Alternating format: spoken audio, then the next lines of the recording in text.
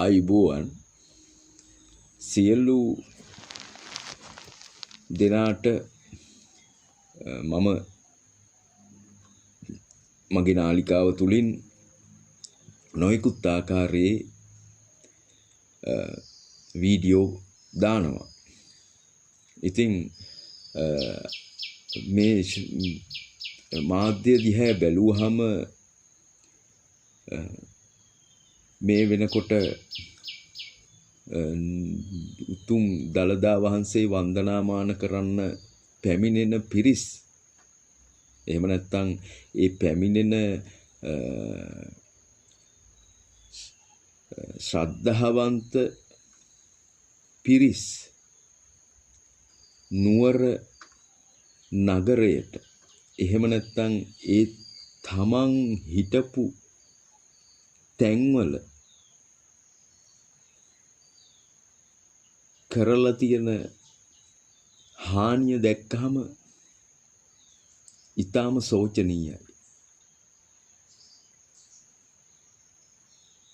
අපි වන්දනාමාන කරන්න යන්නේ තුන් ලෝකාග්‍ර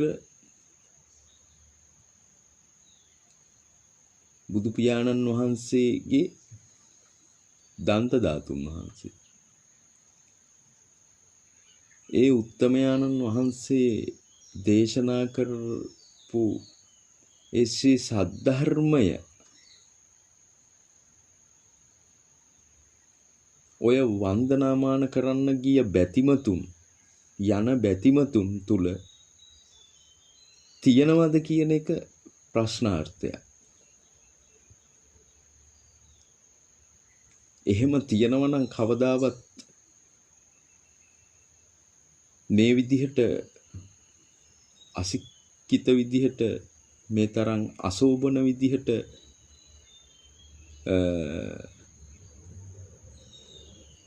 මේසා විශාල විනාශයක්, පරිසර විනාශයක් සිද්ධ වෙන්න විදිහක් නැහැ. තමන්ට අවංක වෙන්න ඕන. තමන් තව කෙනෙක් කරනකම් තව කෙනෙක්ගේ කරලා දෙනකම් බලා ඉන්නේ නැතුව තමන්ගේ වගකීම හරියාකාරයෙන් ඉෂ්ට සිද්ධ කරනවා නම් මේසා විශාල විනාශයක් වෙන්න විදිහක් නැහැ. ආපහු හැරිලා බලනකොට පිනක් නෙමෙයි කරගෙන තියෙන්නේ, මහා පාප කර්මයක්.